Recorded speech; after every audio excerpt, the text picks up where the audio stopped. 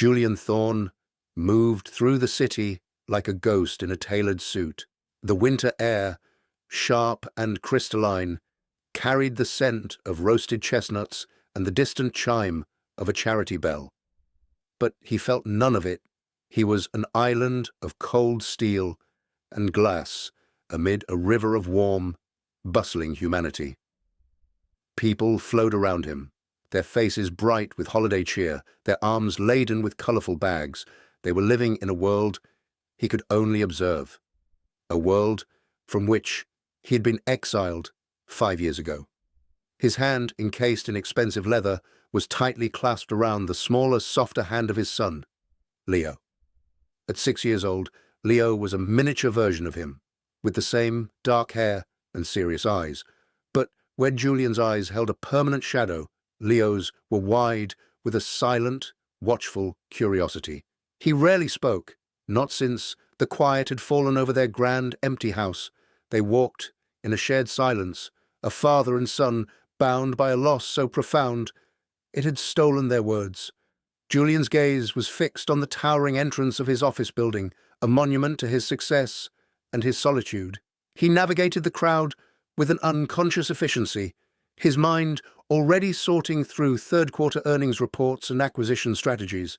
These were the things that made sense: numbers, logic, cause and effect. They were clean, predictable, and devoid of the messy, unpredictable pain of emotion. He felt a slight tug on his hand and glanced down.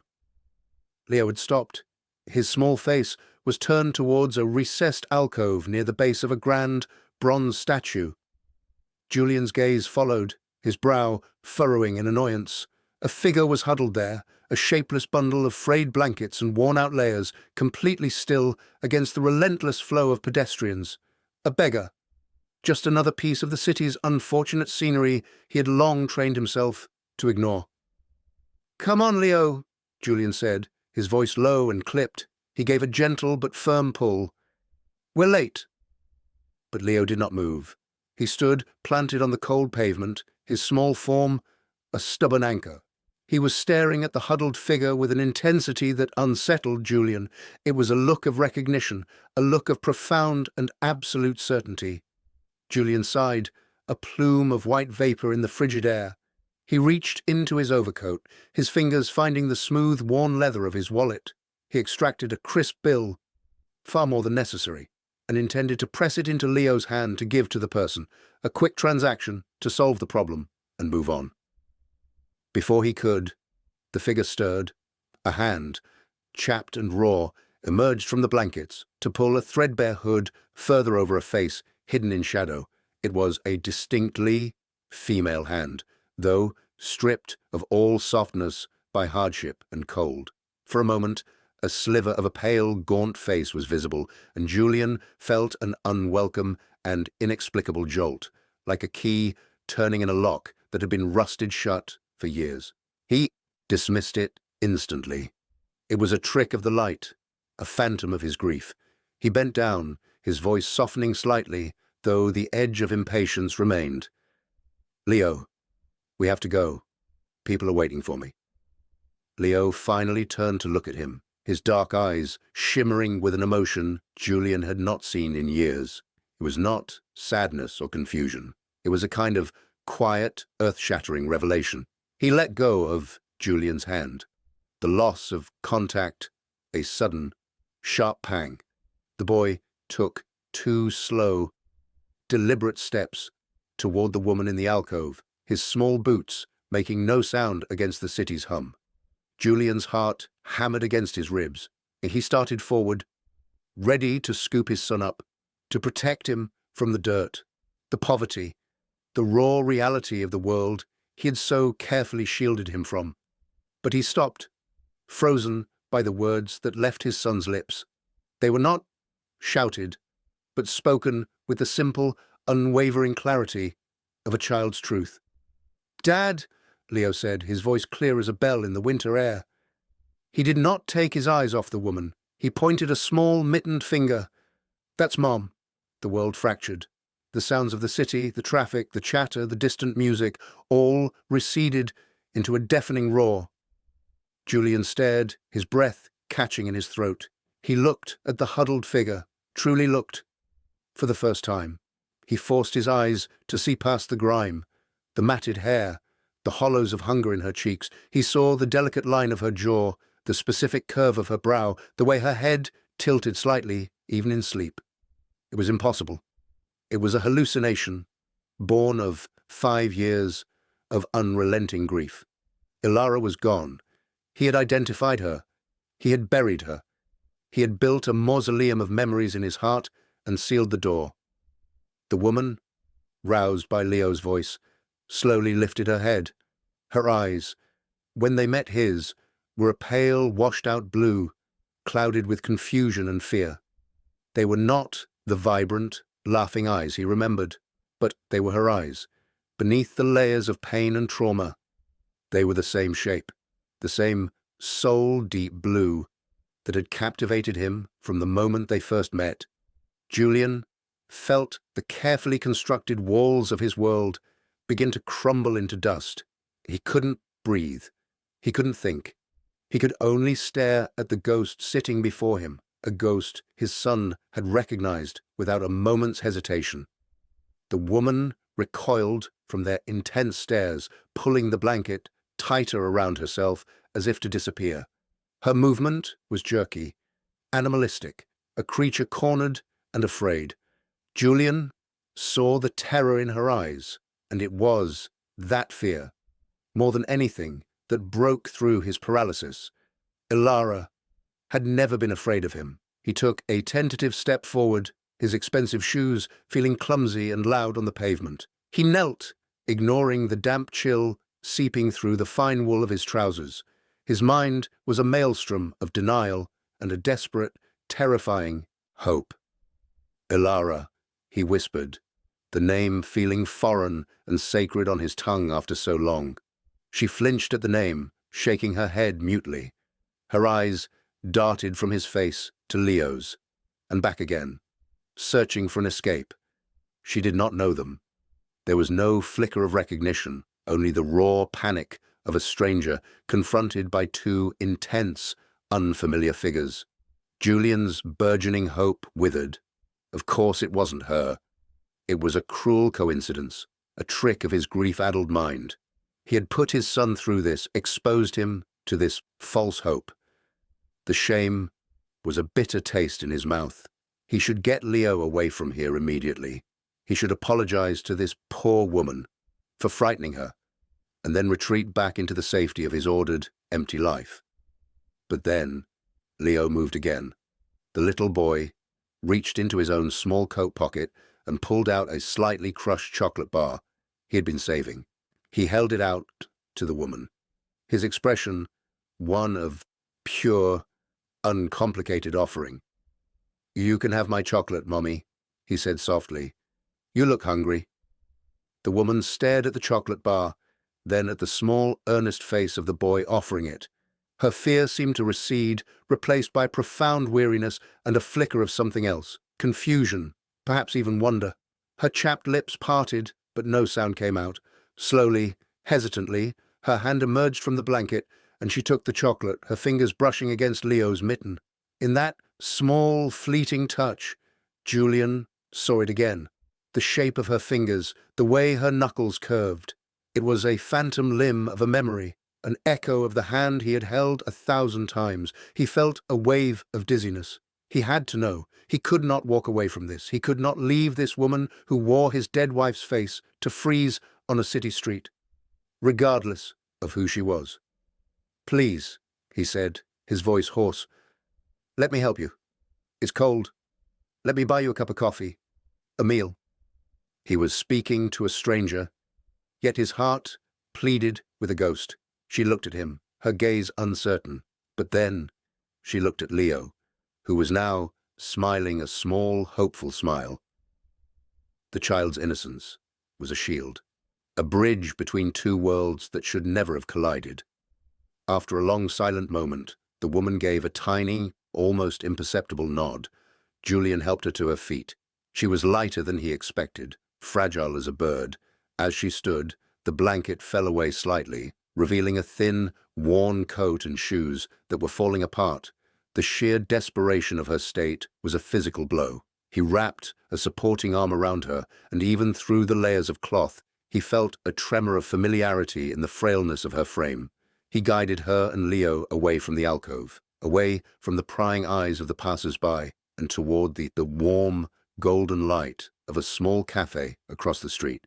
He was walking into the unknown, leading a ghost and a child, and for the first time in 5 years, he had no idea what would happen next. The cafe was a pocket of warmth and quiet, smelling of coffee beans and cinnamon. The contrast with the biting cold outside was immediate and stark. Julian guided the woman to a secluded booth in the corner, a small island of privacy in the cozy space. He slid in beside Leo, leaving her to take the seat opposite them.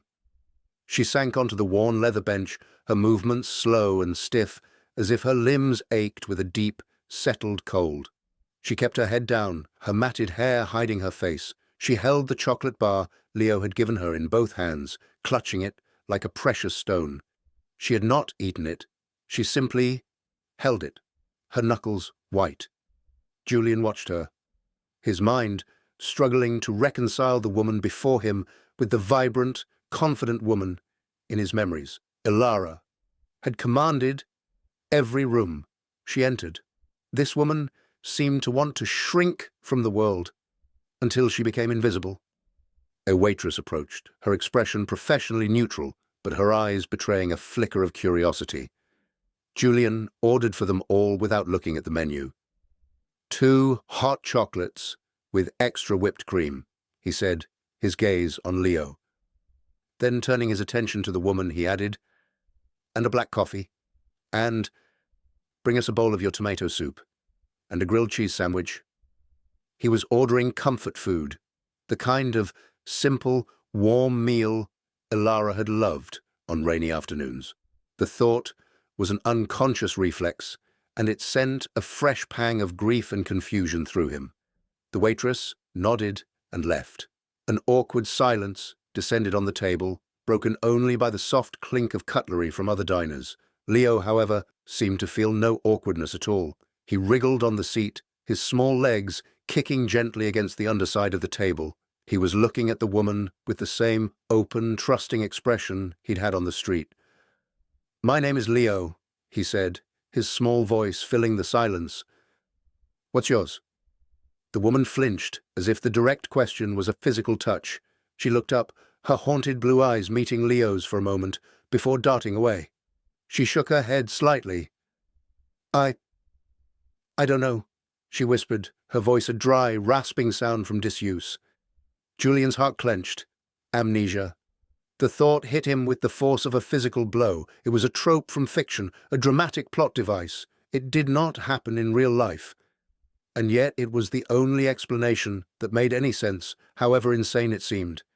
If this was Ilara, something terrible had happened to her, something that had not only taken her from him, but had also taken her from herself. The waitress returned with their drinks. She placed the 2 steaming mugs of hot chocolate in front of Julian and Leo, and the stark white cup of coffee before the woman. The rich, sweet smell of chocolate filled the air. Leo immediately grabbed his mug with both hands, his face lighting up as he peered at the mountain of whipped cream. The woman stared at the coffee cup. She reached out a trembling hand and wrapped her fingers around the warm ceramic as if absorbing its heat. She did not drink. She just held it, her eyes fixed on the dark liquid. Julian watched the play of emotions on her face, a deep, cellular weariness, a flicker of fear, and a profound, bottomless sorrow. "You're safe here," Julian found himself saying, the words coming out softer than he'd intended. "No one is going to hurt you." She looked up at him then, and for a fleeting second, the clouds of confusion in her eyes parted. He saw a glimmer of intelligence, of a person trapped behind a broken wall. "Why are you doing this?" she asked, her voice still a rough whisper. "Why are you being kind to me?" The question was so simple, so direct that it disarmed him. He had no answer that would make sense. Because my son thinks you're his dead mother, because you have the face of the woman I've spent 5 years mourning, because looking at you feels like my whole world is tilting on its axis. Because, he began, but his voice trailed off. He looked at Leo, who was now happily spooning whipped cream into his mouth. Because my son wanted to, he finished, the answer both a truth and a deflection. The soup and sandwich arrived, and the aroma of warm bread and tomato filled their small space. The woman looked at the food as if she had never seen anything like it. The hunger in her eyes was a raw, primal thing, but it was mingled with a hesitation, a deep-seated distrust. Julian pushed the plate gently towards her. "Please," he said, "eat." For a long moment she did not move. Then, with a slow, deliberate motion, she picked up half of the grilled cheese sandwich. She brought it to her lips and took a small, cautious bite. As she chewed, her eyes closed, and Julian saw a single tear trace a clean path through the grime on her cheek. It was a tear of relief, of pain, of a simple human need being met after what must have been an eternity of deprivation. He looked away, feeling like an intruder on a moment of profound, private release. He focused on his own hot chocolate, the sweetness cloying in his throat. He felt Leo lean against him, warm and solid. The boy had finished his whipped cream and was now watching the woman with a quiet satisfaction. She ate the entire meal, slowly and methodically, as if relearning the mechanics of it. When she was finished, she wiped her mouth with a napkin, a gesture of innate, forgotten grace. She looked healthier already, the sharp angles of her face softened slightly by the food and the warmth. She looked more like Alara. The thought was a constant, pulsing ache beneath the surface of his composure. He had to be rational. He was a man who dealt in facts and evidence. This woman's resemblance to his late wife was uncanny, but it was not proof. There were forensic records, a death certificate. There was a grave, with her name on it. But then he looked at Leo, who had never been so calm, so certain. In his entire life, children saw things differently. They saw truths that adults buried under layers of logic and fear. "What do people call you?" Julian asked gently, trying a different question. She looked down at her hands, which were now wrapped around the half-empty coffee cup. "Sometimes, Anna," she said. "I think someone called me that once." Anna. The name was a stranger. It meant nothing to him. And yet, the woman saying it looked so much like his wife that his heart refused to accept it. He felt trapped between two irreconcilable realities, the past he had buried and the present that was sitting across from him, wearing its face. He knew, with a certainty that defied all logic, that he could not let her go back to the street. Whether she was a miracle or a hallucination, her fate was now intertwined with his. "Anna," he said, testing the name. "I have a guest house, a small quiet place. It's warm, there's food, you could stay there, just for a little while, until you get back on your feet." Her head shot up, her eyes wide with suspicion. "Why?" she asked again, her voice stronger now. "What do you want from me?" It was Leo who answered. He looked at her, his expression serious and unwavering. "We want you to come home," he said simply. The word hung in the air between them. Home. A place Julian hadn't truly had in 5 years, a place this woman had clearly lost long ago. Her face crumpled slightly, the hard mask of survival cracking to reveal the terrified, lost person beneath. She looked from the father's conflicted face to the son's hopeful one, and in the space between their gazes, a fragile, impossible connection was forged. She gave another small, hesitant nod. It was not an acceptance of their story, but an acceptance of a temporary sanctuary. For Julian, it was enough. It was a beginning. He paid the bill, leaving a ridiculously large tip on the table, and led them back out into the cold. But this time, they were not two separate entities and a stranger. They were a fractured, bewildered trio, bound together by a child's impossible proclamation and the ghost of a shared past. The guest house was a world away from the city street. Nestled at the far end of Julian's sprawling property, it was a cozy stone cottage surrounded by dormant rose bushes and ancient oak trees. Inside, a fire was already crackling in the hearth thanks to a quick call Julian had made to his housekeeper, Mrs. Gable. The air was warm and smelled of lemon polish and dried lavender. Anna, as he had resolved to call her for now, stood hesitantly in the entryway, looking utterly overwhelmed. She clutched the worn blanket around her shoulders like a shield, her eyes darting around the comfortable, well-appointed living room as if expecting a trap.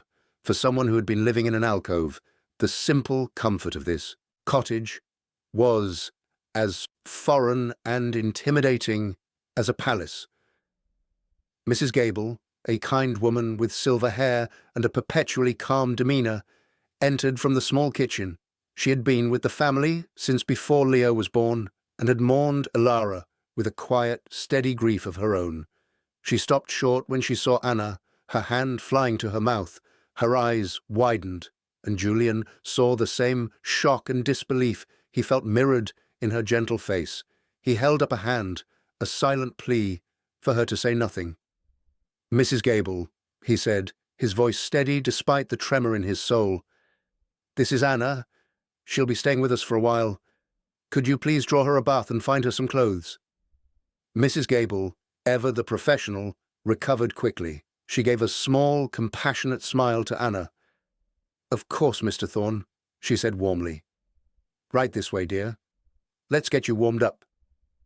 Anna looked at Julian, a question in her eyes. He gave her a reassuring nod, and she allowed the housekeeper to lead her down a short hallway towards the bedroom and adjoining bath. Leo started to follow, but Julian gently held him back. "Let's give her some space, buddy." Leo looked up at him. "Is she going to stay? Is Mom home now?" Julian knelt down, his heart aching with the weight of his son's hope. "I don't know, Leo," he said honestly, brushing a stray piece of hair from the boy's forehead. She looks like her, but she might not remember us. We have to be very gentle, very patient. Can you do that for me?" Leo nodded solemnly, his small face a mask of determination. He understood more than most adults gave him credit for. He had lived with a quiet, observant patience his entire life. An hour later, a different woman emerged from the hallway. The grime was gone, washed away to reveal pale, translucent skin. Her matted hair had been gently washed and combed, and though still ragged, it fell around her shoulders in dark, familiar waves. She was dressed in a soft, grey cashmere sweater and comfortable trousers that had once belonged to Ilara, retrieved by Mrs. Gable from a carefully preserved wardrobe. The transformation was staggering. She looked less like a ghost and more like a faded photograph come to life. The hollows in her cheeks were still there. The trauma still haunted her eyes, but the resemblance was no longer just a flicker. It was a blaze. Julian felt the air leave his lungs. It was her. It was Ilara.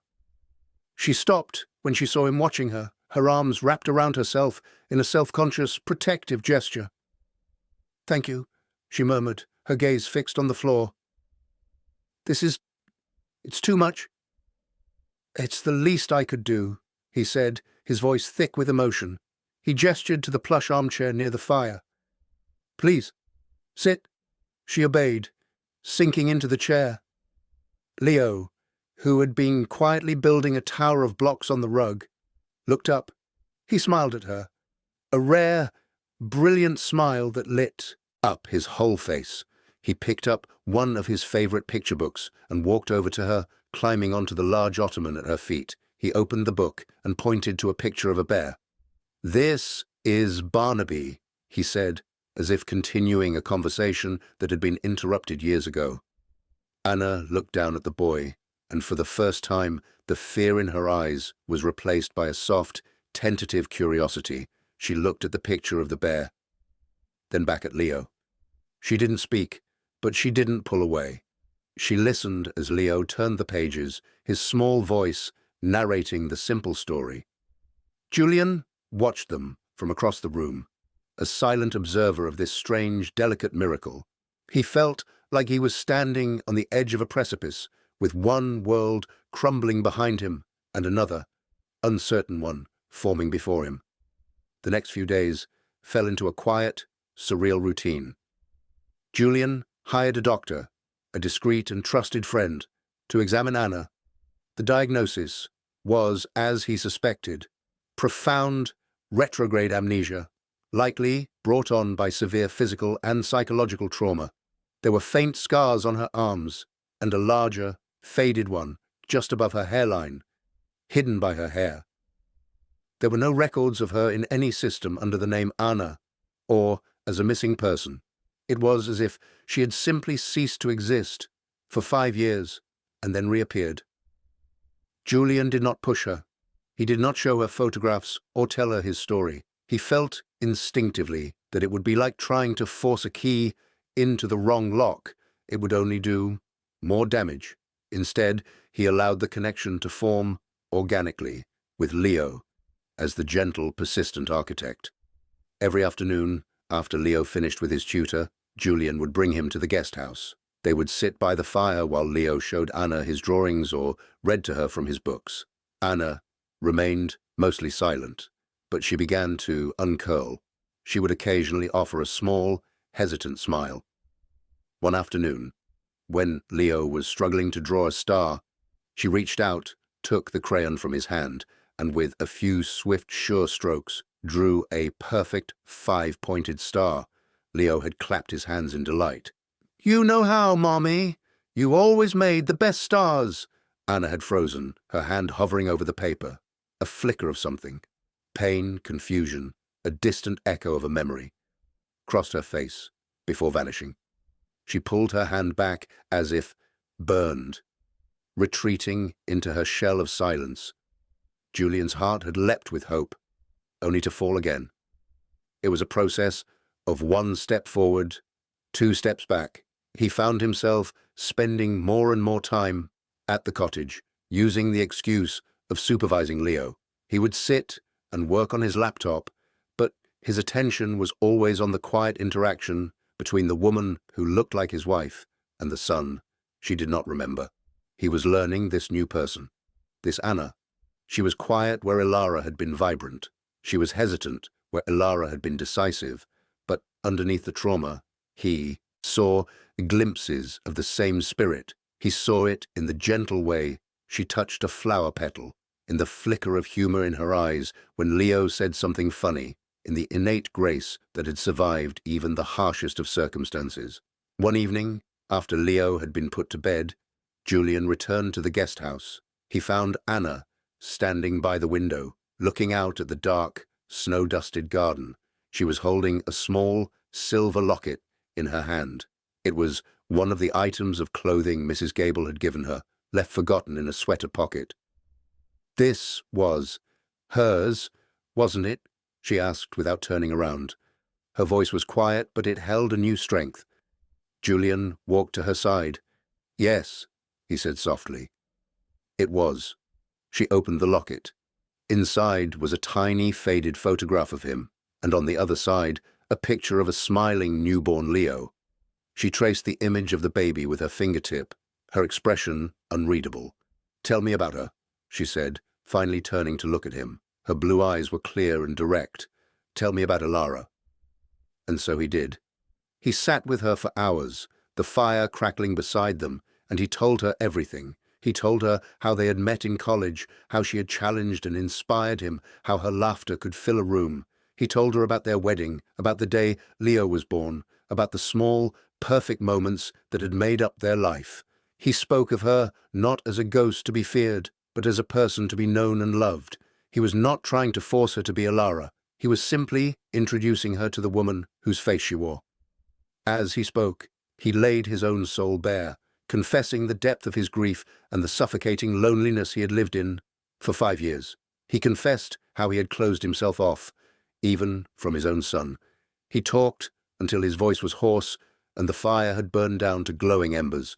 Anna listened without interruption, her gaze never leaving his face. When he finally fell silent, Exhausted and emotionally raw, she reached out and placed a gentle hand on his arm. It was the first time she had initiated contact with him. "She sounds," Anna said, her voice thick with unshed tears, "like she was a wonderful person, and she loved you very much." In that moment, Julian didn't care if her memory ever returned. He wasn't just seeing the ghost of his wife anymore. He was seeing Anna, a woman of incredible strength and quiet grace, a woman who had survived the unthinkable, and he was starting to realize, with a terrifying and exhilarating clarity, that he was falling in love with her. The world, however, does not allow for such quiet miracles to unfold in peace. Julian Thorne was a public figure, and his life was fodder for gossip columns and society whispers. His increasingly frequent absences from the office and his reclusive behavior had already been noted. The story was bound to break. It happened at a charity auction, an event Julian was contractually obligated to attend.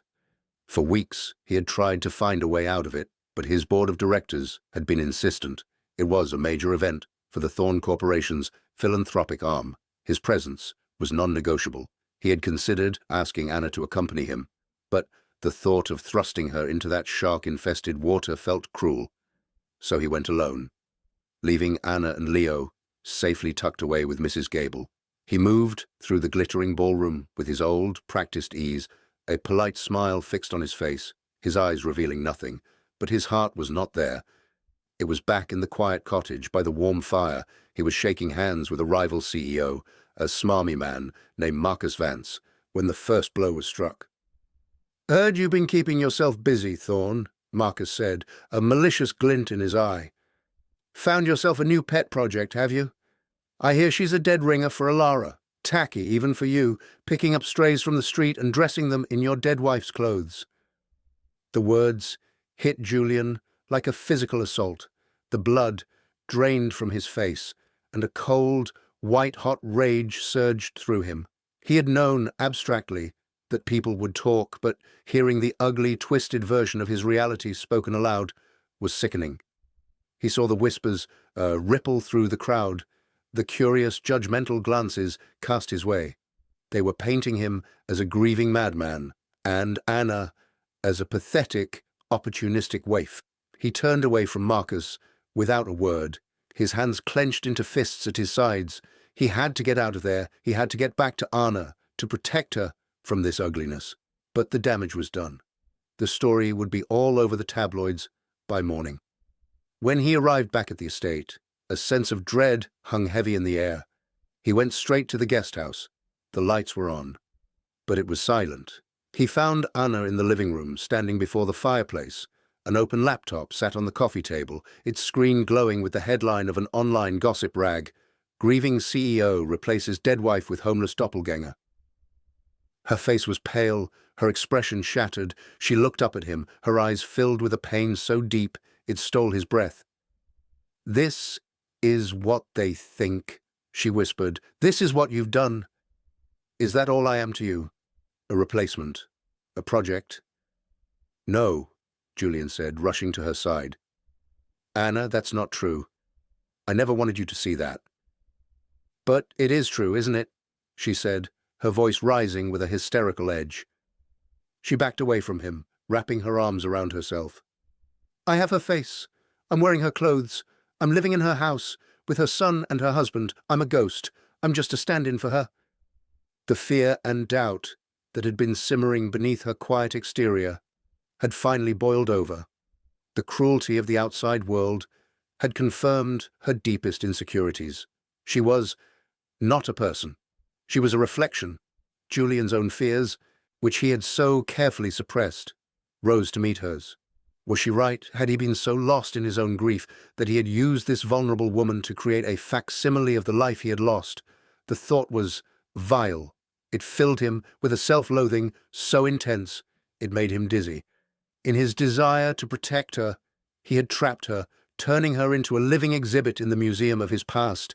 His confusion and guilt must have shown on his face, because her expression hardened. The pain turned to a cold, resigned despair. "I can't do this," she said, her voice trembling. "I can't be her. I need to leave." "Anna, please," he begged, reaching for her. "Don't. We can figure this out." "There's nothing to figure out," she said, pulling away from his touch. "You need to mourn your wife, and I need to find out who I am. And I'm not her." He saw the finality in her eyes, and it terrified him. He was losing her, just as he had found her. He was losing her all over again, but this time it was his fault. His past was poisoning his future. In a panic, he reverted to his old self, the cold, distant CEO who solved problems with logic and money. "I'll take care of you," he said, the words sounding hollow and wrong as soon as they left his mouth. "I'll set up a trust. You'll have a place to live, anything you need. You won't have to worry about anything."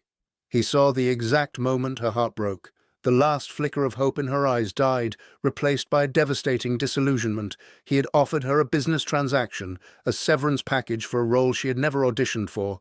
He had proven her right. She gave a single, sharp nod. "I see," she said, her voice devoid of all emotion. "Thank you for your generosity, Mr. Thorne." She turned and walked towards the bedroom, her back ramrod straight. The door closed behind her with a soft, final click. Julian stood alone in the beautiful, warm room, which now felt as cold and empty as a tomb. He had done the one thing he had sworn he would not do. He had hurt her. He had driven her away with his own fear and his own past. The silence that followed was heavier and more profound than any he had ever known. He spent the night in a torment of self-recrimination, pacing the floor of his own empty mansion. He had been a fool, a coward. He had let the whispers of a world he despised dictate his actions and destroy the most fragile, precious thing he had found. He had allowed his fear of dishonoring Alara's memory to blind him to the living, breathing woman who needed him. The woman he was coming to love. Morning came, grey and bleak. He knew Anna would be gone. He had given her no reason to stay. Defeated, he went to check on Leo. He found his son's room empty, the bed neatly made. A jolt of panic shot through him. He rushed through the house, his heart pounding. He found him in the kitchen, sitting at the large wooden table with Mrs. Gable. Leo was not eating his breakfast. He was staring down at a piece of paper, his expression one of deep, solemn concentration. It was a drawing, done in his typical, simple style. It showed 3 stick figures holding hands under a brightly colored sun. A tall one, labeled Dad, a small one labeled Leo, and a third one in the middle, labeled Mom. Julian's throat tightened.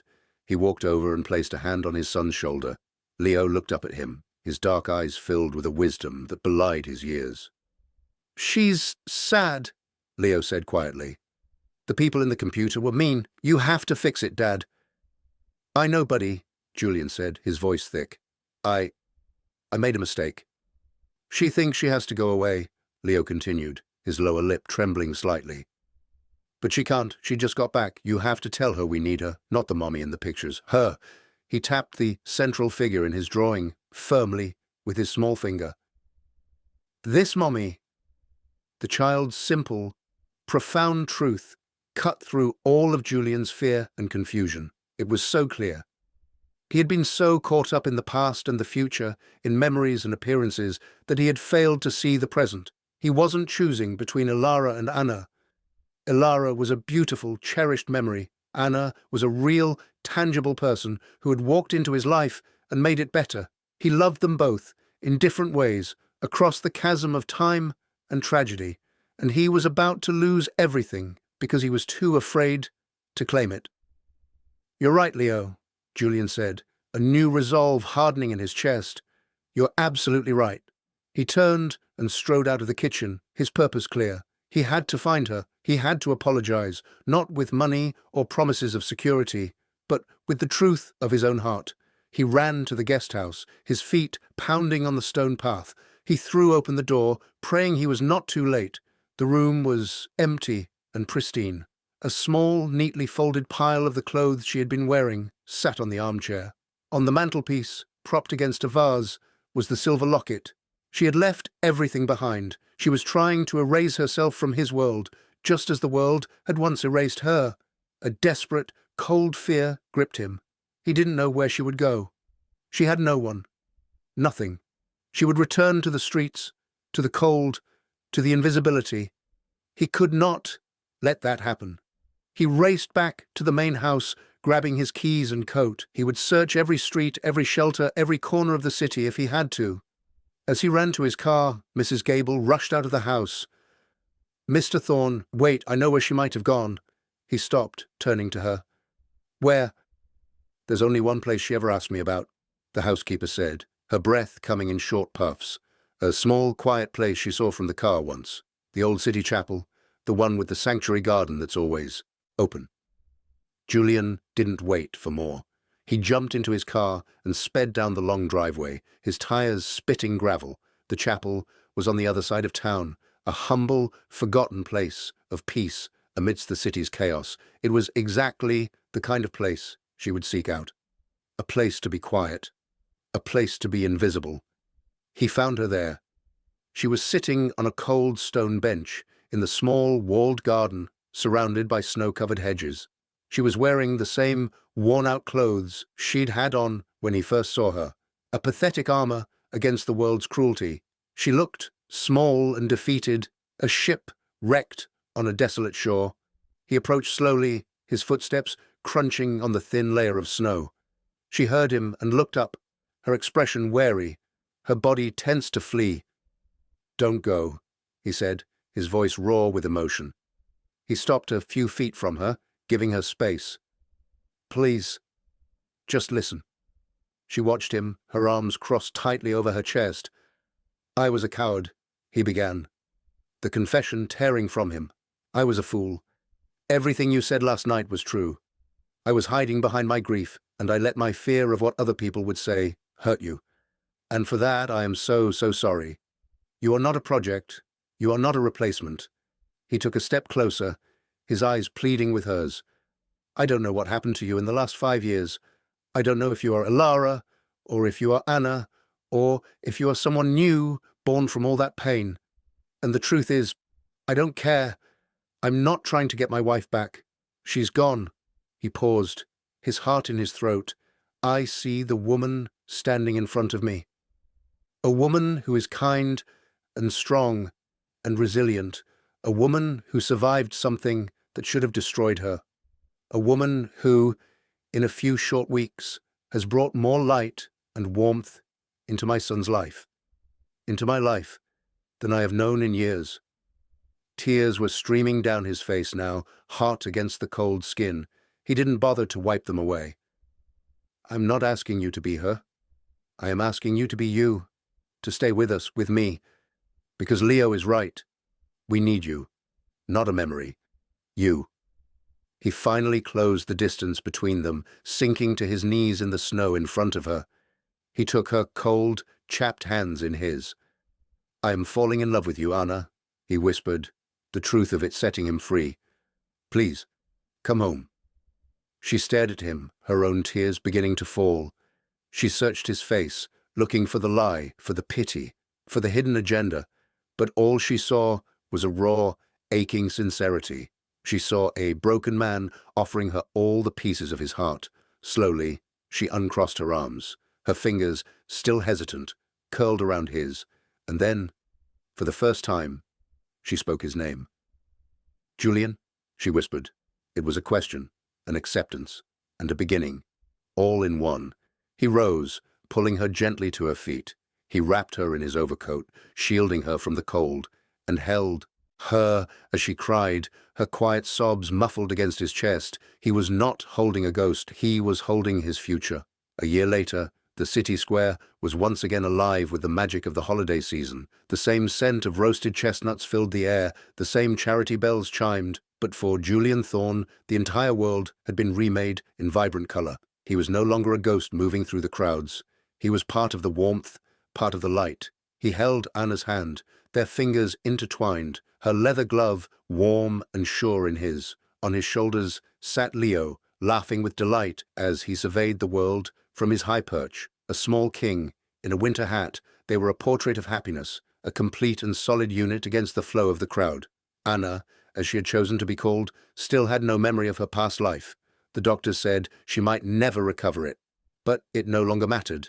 She had stopped searching for a ghost in her own mind and had started building a new life, filled with new memories. Memories of teaching Leo to bake cookies, of reading by the fire with Julian, of planting new roses in the guest house garden, which was now their home. Her eyes, once haunted, were now clear and bright, filled with a quiet, confident love. They stopped near the bronze statue, at the very spot where their lives had collided a year ago. The alcove was empty now. Julian looked at the space, a shiver of remembrance running through him. It was a reminder of how close he had come to walking past his own salvation. Anna followed his gaze, her expression soft. She squeezed his hand. "Thank you," she said quietly.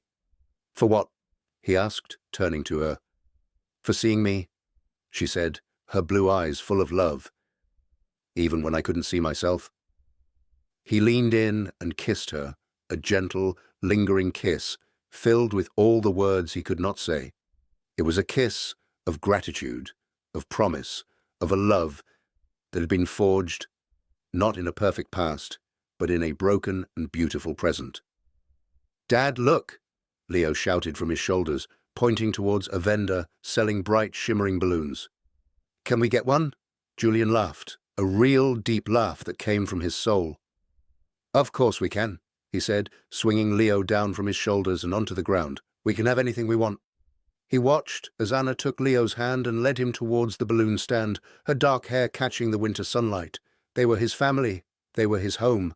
The past was a part of their story, a chapter of grief and loss, but it was no longer the whole book. They were writing new chapters now, together.